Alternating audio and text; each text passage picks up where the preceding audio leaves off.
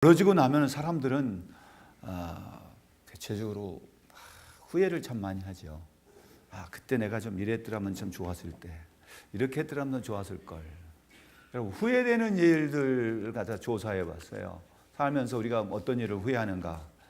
우리나라 사람들 10대부터 70대까지 이렇게 쭉 그 남녀를 조사해 보니까 가장 많이 나온 1위가 뭘까요? 이제 공통적으로 남녀를 불문하고 연령을 불문하고 가장 후회하는 일들 중에 하나가 1위가 뭐냐면은 공부 좀 할 걸. 그래서 그런지 우리나라 사람들은 공부에 한이 맺힌 사람들 같아요. 그러니까 뭐 공부 자녀들 제일로 많이 하는 게 부모가 자녀들에게 무슨 말이에요? 공부하라는 말. 자녀들이 제일로 듣기 싫어하는 말이 공부하라는 말이에요.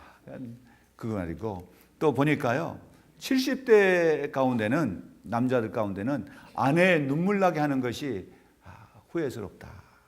또 그런가 하면 여자들 가운데는요 먼저 간 남편에게 잘해줄 걸 그런 후회. 지나가고 나면은 사람들이 다 좀 더 잘해줄 걸, 이랬으면 좋았을 텐데 저랬으면 좋았을 텐데 우리가 그런 이야기를 참 많이 하죠. 그래서 우리가 살면서 우리에게 가장 필요하다고 생각하는 거, 또 그리고 우리에게 삶에 있어서 가장 아름답게 만들어주는 그게 뭘까 하고 영어를 사용하지 않는 그 사람들에게 한 4만 명 이상에게 질문을 했어요. 당신들이 생각하는 가장 아름다운 영어 단어가 무엇이냐고. 영어라고 생각하지 마시고 우리의 삶에 있어서 내 삶을 아름답게 만들어주고 의미 있게 만들어줄 수 있는 아름다운 단어를 꼽으라고 하면 뭘 꼽을 수가 있을까요? 첫 번째가 뭐일 것 같아요? 여러분들 한번 생각해 보세요. 어떤 사람은 뭐니 해도 머니다, 돈이다 그렇게 생각할 수도 있을 거거든요. 그런데 뭐가 1위일 것 같습니까? 어떤 것이 1위가 꼽혔냐면요 어머니라는 단어예요. 어머니. 2위는 뭘 것 같아요? 그러면은 1위가 어머니면은 2위가 그러면 얼마나 좋겠어요? 아버지면 얼마나 좋겠어요? 아버지가 아니에요. 2위가요 열정이었어요. 삶에 있어서 열정이 필요하다는 거. 3위가 뭘 것 같아요? 3위가 아버지면 얼마나 좋을까요? 아버지가 아니에요. 3위가 뭐냐면은 미소, 스마일이었습니다. 그리고 4위가 아버지면 얼마나 좋을까요? 4위도 아니에요. 4위가 뭐였냐면은 사랑이라는 러브였어요. 그러면은 5번째는 아버지겠지? 아니에요. 그런 영원이라는 단어였어요. 이터니티라고 하는. 아버지는요 밀리고 밀려가지고서 어떻게 보면은 요즘의 말로 자기 집에 있는 강아지만도 못해. 밀렸어요 아버지가.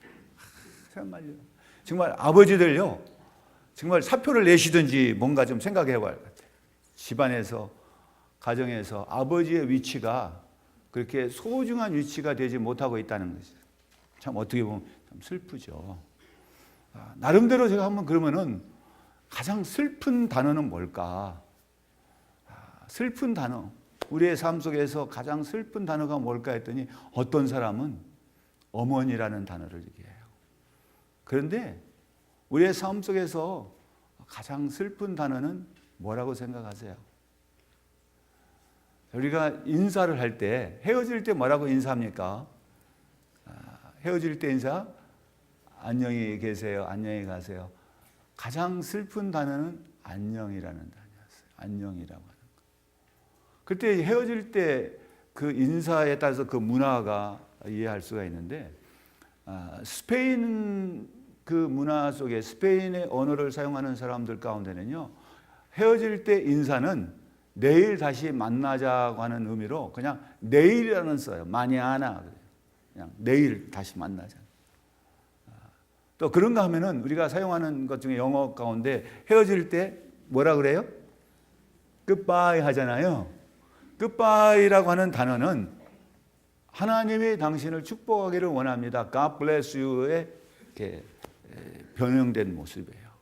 그러니까 헤어지는 것이 싫으니까 사람들은 하나님이 당신을 축복해서 내일 다시 만날 수 있기를 바랍니다. 그래서 또 그러면 저쪽에서는 뭐라고 하냐? 다시 만나요. See you again 하고 가요.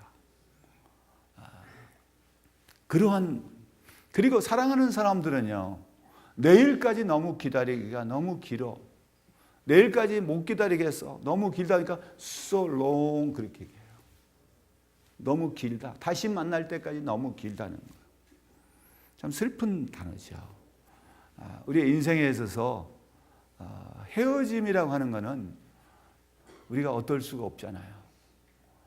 그리고 나면은 있던 사람이 없고 보이던 사람이 안 보이고 그러면은 참 말할 수 없는 슬픔들이 우리를 짓누르기 시작하고 그 사람에 대한 아쉬움과 또 내가 좀 더 잘해줬더라면은 그때 내가 이렇게 했더라면은 내가 그때 뭐 말 한마디라도 좀 이렇게 해줬더라면 얼마나 좋을까. 그렇게 후회할 때가 많습니다.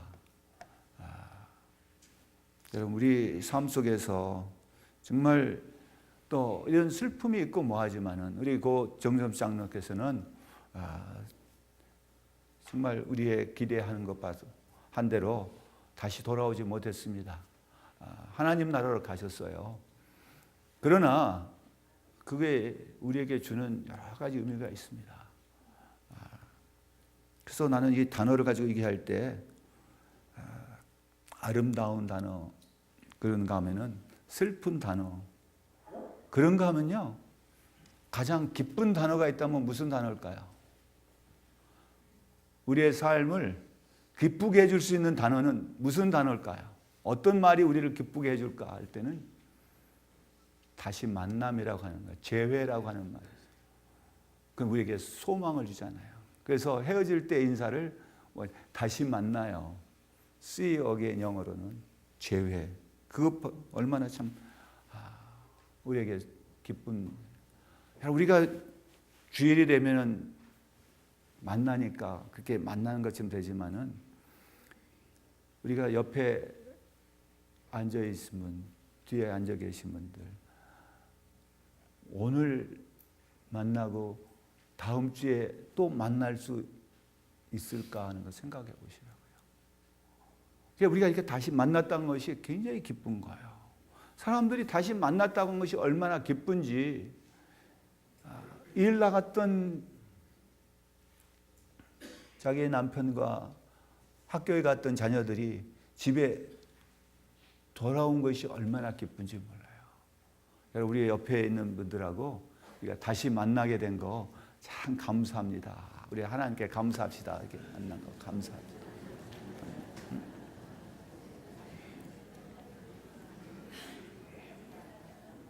우리가 예수를 믿는다고 하고 신앙생활을 한다고 했을 때 우리에게 왜 이렇게 어려운 일이 찾아오고 슬픔이 찾아올까?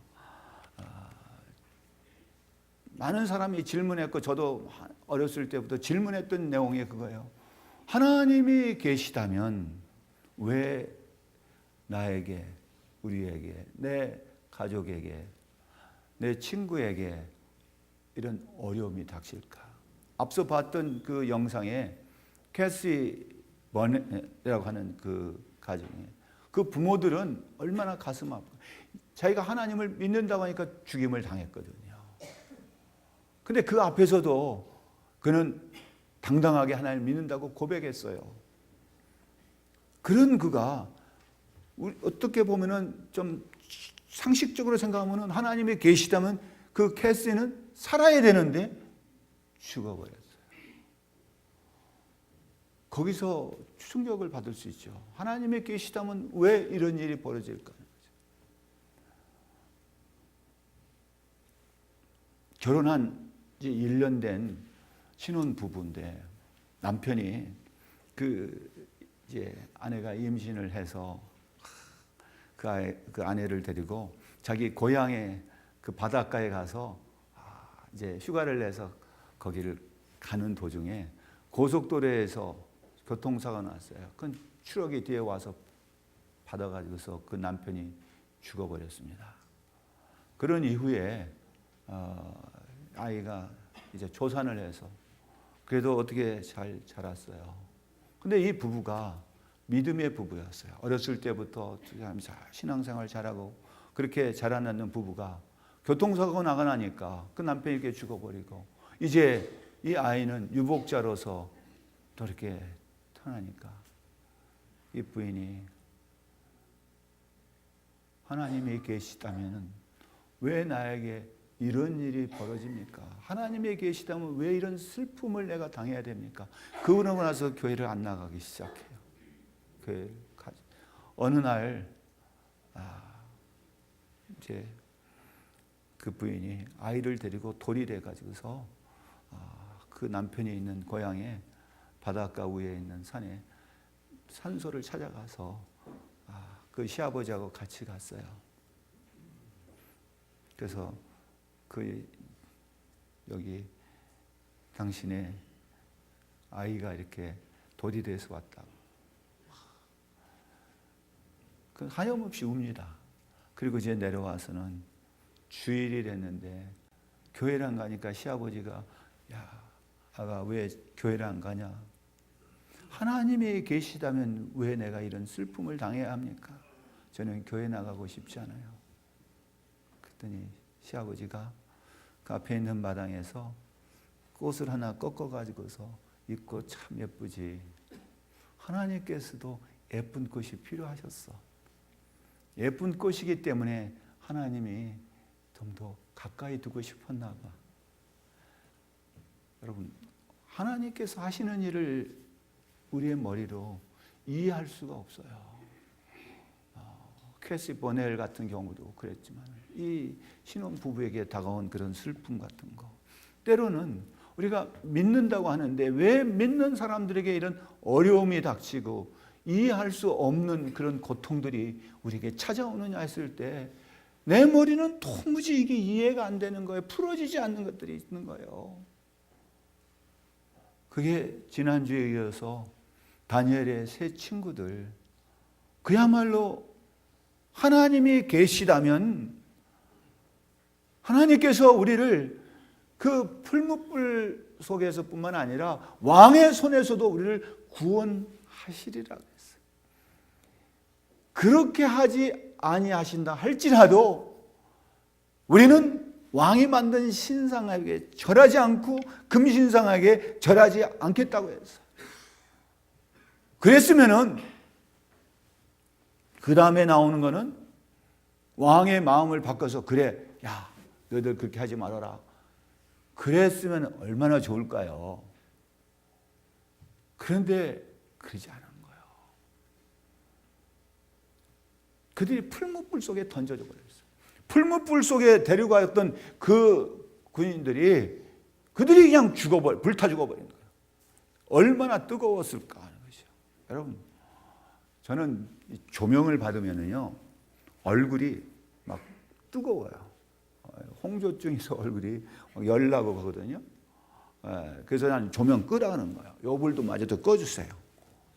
저 얼굴을 보려 하지 말고 말씀을 잘 들으시면 돼. 어둡다고 해서 그런데요, 뜨거운 데 가면은 어떤 느낌이냐면 익는다고 하는 느낌이에요. 섭씨 한 40도 이상이 되는 데를 가면은 저 같은 경우는 얼굴이 익어가는 그런 느낌이 들어요. 좀 컴컴하죠, 좀. 네. 조금만 키세요. 불 하나만. 네. 그런데 이 풀무불이 평소보다 7배나 더 센 풀무불이에요. 거기다가 집어넣는 거예요. 여러분, 그거는 거기 가까이 간 사람도 타져 죽을 지었는데 그 속에 들어갔다는 이야기는 도저히 살아날 수 있는, 인간의 어떤 방법으로도 살아날 수 없다고 하는 걸 얘기하는 거죠. 보면은 어떤 작두 위에 막 걸어 다니는 사람도 있잖아요. 날이 시퍼런데 막 걸어 다니는 사람도 있어요. 또 어떤 사람 보면 유리 위로도 막 걸어 다니고 불 위로도 걸어 다니고. 저는 그런 모험을 좋아해 가지고서 한번 시도 한번 보면 촬영하는 사람들 보면 유리 깨놓고 거기서 눕고 막 거기다 놓고 막 돌멩이 얹어 놓고서 망치로 큰 해머 가지고 막 깨고 그래도 보면 아무렇지도 않잖아요. 그래서 그런 걸 보면 한번 해보고 싶은 마음이 들어가서 저거 진짜 유리가 아니겠지 딱 밟아보려니까 도저히 안 되겠더라고요. 근데 그런 사람도 있어요. 그건 자기 어떤 수련이나 뭘 통해서 할 수 있어요. 어떤 사람은 나야가라 폭포를 갖다가 미국하고 캐나다 쪽에 그걸 갖다 서로 줄을 연결해 가지고 거기를 건너갔어요. 이거 하나만 들고 어떤 무슨 안정장치 하나도 없는데 이거 하나만 딱 들고 갔어. 그 건너올 때는 무거운 짐을 지고 건너왔어. 네? 그리고 이번에는 누구든지 자기 등에 업히면은 내가 데리고 건너가겠다. 근데 그 등에 누가 업히겠어요? 아무도 안 업히지. 근데 어떤 꼬마가 막 뛰어나서 등에 딱 업혔어요. 그게 누굴까요? 그 딸이야. 그러면서 뭐냐면 아빠, 나는 아빠를 믿어. 아빠는 할 수 있어. 다른 사람은 몰라도 딸을 업고 가는 그 아빠의 심정이 어땠을까요? 근데 거기를 무사히 건너간 거예요. 여러분, 우리가 믿는다고 했을 때 믿음이라는 그 말의 의미는 나의 것을 그게 맡긴다는 거예요. 그래서 이 라틴어의 믿음이라는 단어의 의미는 두 가지 합성어입니다. 나의 심장을 꺼내서 고정시키는, 내가 신뢰하는 사람에게 맡긴다는 그런 원래 의미는, 그래서 믿음이라고 하는 것은 나의 심장, 코, 그걸 갖다가 또 크레도라는 그 끄집어내 가지고서 거기다 맡긴다는 거예요. 신뢰한다. 그게 뭡니까? 생명까지도 맡긴다는 거예요. 그 믿음이라는 게. 여러분, 우리가 믿는다는 말을 알고 사용해야 돼요. 뭐 하면 믿습니까? 그러면 아멘. 그러면 당신 생명을 갖다가 주님을 위해서 바칠 수 있겠습니까? 그러면은 생각 좀 해보세요. 여러분, 믿는다는 말의 의미가 뭔가? 바로 이 줄을 타고 가는 그 아빠의 등에 자기의 생명을 맡기는 그 딸의 모습이 바로 뭐냐? 믿음이에요. 그런데 이 세 친구들은 하나님 앞에 자기의 생명을 다 맡겼던 거예요. 하나님께서 우리를 구원하시지 않는다 할지라도, 불 가운데서 우리를 구원하시지 않는다 할지라도 나는 하나님을 믿습니다. 종교개혁을 외쳤던 잔 후스라고 하는 사람도 화형을 당했어요. 그 화형대에서 불타는 데에서도 그는 결코 그의 믿음을 변치 않았습니다. 그런데 이 세 친구들은 어떤 일이 벌어졌냐면은 보니까 느부갓네살이 보고 있는데 깜짝 놀란 거예요. 분명히 세 사람을 집어넣는데 그 안에 다른 사람은 몇 사람이에요? 네 사람이란 말이에요. 이게 어찌 된 거냐? 불 속에서 걸어다니는 그것도 이상하는데 그 있을 수 없는 일이 지금 벌어지고 있는 거잖아요. 그는 어떤 인간으로서 어떤 무슨 마술을 행해서 할 수 있는 일이 아니죠. 그거는 그 상황은 인간의 어떤 노력으로도 어떤 훈련으로도 어떤 방법으로도 살아남을 수가 없는 거예요. 그런데 걸어다니는데 세 사람이란 네 사람이 걸어다니는 거예요. 깜짝 놀란 거예요. 이게 어찌 된 거냐? 분명히 우리가 몇 사람 넣었지 세 사람 넣었 맞다. 근데 저 한 사람도 누구냐? 보니까 신들의 아들 같다는 얘기예요. 여러분, 오늘 저 말씀의 핵심은 바로 네 번째 사람이에요. 그게 뭡니까?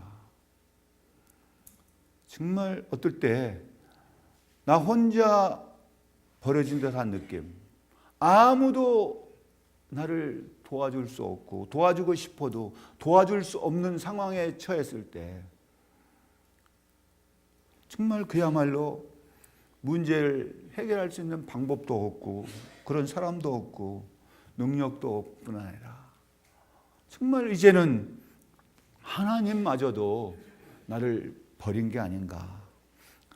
울면서 기도해도 응답이 없을 때 우리는 어떻게 해야 될까?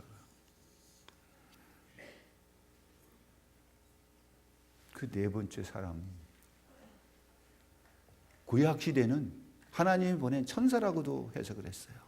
그런가 하면 초대교회부터는 그를 예수 그리스도의 모습으로 설명을 했습니다. 근데 중요한 건 그게 천사냐 예수 그리스도냐가 아니라 그들이 믿음을 가지고 온전히 하나님을 의뢰하고 신뢰하고 자기의 생명까지도 바쳤을 때 그곳에 하나님이 함께 하셨다는 거예요. 그곳에 하나님이 계셨다는 얘기예요. 여러분, 우리 주님은 분명히 약속하셨어요. 내가 세상 끝날까지 너희와 항상 함께 있으리라고요. 다윗은 그가 사망의 음침한 골짜기로 다닐지라도 그 말은요, 생명의 위협이 수시로 느껴졌다니. 그럴 때에도 해를 두려워하지 않는 것은 주께서 나와 함께 한다. 그때도 주님이 나와 함께 하셨다는 거예요. 그러기 때문에 다윗은 시편 23편 1절에 뭐라냐면 여호와는 나의 목자시니 내게 부족함이 없다는 표현은 그거 하나만 가지고도 저는 감사와 하나님을 찬양, 그거 하나만 가지고도 좋고, 하나님이 나의 목자가 되어주시고 나와 함께 하셨다고 하는 그 하나만 가지고도 저는 하나님을 찬양할 수밖에 없습니다. 여러분, 예레미야 선지자가 하나님의 말씀을 가서 선포하고 전했을 때 그걸 받은 사람들은 예레미야를 매국노로 몰아가지고서 같이 마치 막 인민재판하듯이 해가지고서 감옥에다 쳐넣어 버렸어요. 그때 예레미야에게 하나님의 말씀이 임했어요. 그 말씀이 뭐냐면 예레미야서 33장 3절이에요. 너는 내게 부르시라. 내가 알지 못하는 크고 비밀한 일을 내가 너에게 보이리라 했어. 그 상황에서 뭐 하라 그러냐면 부르짖으라는 거예요. 여러분, 내가 할 수 있는 일이 뭘까? 내가 부르짖는 대로 되지 않는다 할지라도 부르짖으세요. 내가 원하는 대로 결과가 나한테 주어지지 않는다 할지라도 하나님께서 내 기도에 그대로 응답해서 나를 구원하지 않는다 하실지라도 나는 나의 가장 소중한 나의 심장이라도 꺼내서 주님한테 맡기겠습니다. 그게 믿음이에요. 여러분, 그런 믿음 우리에게 있을까? 정말 나를 구원하실 때는 주여 나지만 내 뜻대로 뭐가 안 될 때는 원망이 나오죠. 하나님에게조차 버림을 받고 그야말로 이제는 바벨론에 의해서 멸망하게 될 그런 상황에 있어 두려움과 정말 낙심 속에 있었던 그 백성들에게 이사야를 통해서 하나님은 어떤 말을 주셨냐면요, 두려워 말라, 내가 너와 함께함이라. 놀라지 말라, 나는 너의 하나님이 됨이라. 내가 너를 굳세게 하리라. 참으로 너를 도와주리라. 참으로 나의 의로운 오른손으로 너를 붙들리라고 이사야서 41장 10절에서 말씀하고 있습니다. 이 말은 내 뜻대로 불구덩이에서 나를 건져내 주지 않는다 할지라도 주님은 그 가운데 함께 하신다는 얘기예요. 그리고 나를 지켜주신다는, 무슨 말이냐, 그걸 이길 수 있도록 그 가운데서 내가 불에 타서 죽는다 하는 있더라도 내가 너와 함께 하겠다. 잔 후스가 거기서 화형을 당했던 그 불 속에도 주님은 계셨어요. 이 다니엘의 세 친구들이 빠져 있었던 그 풀무불 속에도 주님은 계셔요. 오늘 우리의 삶 속에도 이곳에서 주님은 계셔요. 저는 그걸 확신합니다. 내가 어떤 일을 당했다 할지라도 주님은 나를 떠나지 않으세요. 주님은 나와 가장 가까이 계신다니. 이것저것 다니면서 많은 어려움과 정말 험악한 인생을 살았던 야곱이 창세기 35장 3절을 보니까 나의 환난 날에 내게 응답하시는 하나님이라고 그런 고백해요. 이게 뭐냐? 야곱이 원하는 대로 응답하시는 하나님이 아니에요. 하나님은 나의 부르짖음에 응답하시는데 그 응답이 내 뜻대로 내가 바라는 대로 뭐가 착착착 되는 게 아니라는 얘기예요. 그럼에도 불구하고 그는 나의 부르짖음에 응답하시는 하나님. 여러분, 우리의 믿음이 이러한 믿음이 되기를 바라고요. 그 네 번째 사람이 우리 주님께서 오늘 이 시간에도 저와 여러분 속에 함께 있다는 사실을 분명히 믿고 그걸 붙드시기를 바랍니다. 네. 여러분, 그 여호와 일의 하나님, 하나님은 이미 그곳에 계셨어요. 그들이 그렇게 고백을 했을 때는 하나님이 그들과 함께 하셨어요. 아브라함이 이삭을 바치러 모리아에 갔잖아요. 그 3일 길을 가고 갈 때 아브라함의 머릿속에는 큰 생각이 있을 거예요. 그야말로 백세 얻은 아들, 그 아들을 제물로 바치려고 하니 그걸 끌고 가면서 그 아들을 데리고 가는 아버지의 심정, 그 아들을 제물로 바치하는데 가는 도중에 얼마나 마음에 갈등이 일어났을까요? 드디어 이제 제단을 만들어 놓고 하는데 아들 이삭이 제단도 만들어 놓고 다 이런 거 다 했는데 번제할 양은 어디 있습니까? 바칠 양은 어디 있냐고. 바로 너야. 그렇게 말을 하려고 하는 그 아버지의 심정이 어땠을까요? 그걸 묶어서 올려놔요. 죽이려고 할 때 멈추라는, 거기에 번제할 양을 그에게 보여주셨어요. 그래서 그곳의 이름을 여호와 이레라고 그랬죠. 여러분, 그 양은 이미 그곳에 있었어요. 그런데 아브라함의 눈에는 온전한 순종이 있기까지 그게 들어오지 않았을 수 있어요. 여러분, 이들이 온전한 순종으로 그 믿음을 지켰을 때 하나님은 그들과 함께 하셨어요. 그 불구덩이 속에도 함께 하셨던 하나님, 오늘 우리의 삶 속에서도 내가 어떤 시련과 어려움을 당한다 할지라도 우리와 함께하는 하나님, 여호와의 하나님을 저는 확신합니다. 여러분, 그 하나님이 우리와 함께 하셔요. 어떠한 상황에서도 저는 그 하나님을 믿어요. 비록 내 뜻대로 모든 것이 이루어지지 않는다 할지라도, 내가 기도한 대로 응답하지 아니하신다 할지라도,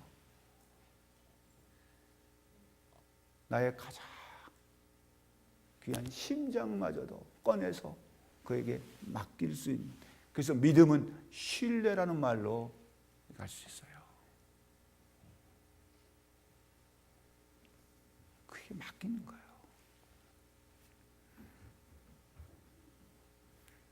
파푸아 뉴기니아에 있는 소위 식인종들에게 가서 복음을 전했던 리처드슨이라고 하는 선교사가 공부하던 신학교에 때 와가지고 같이 만나서 이런 얘기 저런 얘기하고 그의 선교의 이야기를 들려주는데 저한테 물어봐요. 사랑이라는 단어의 의미를 어떻게 해석하냐. 사랑 참 많이 쓰잖아요. 사랑합니다.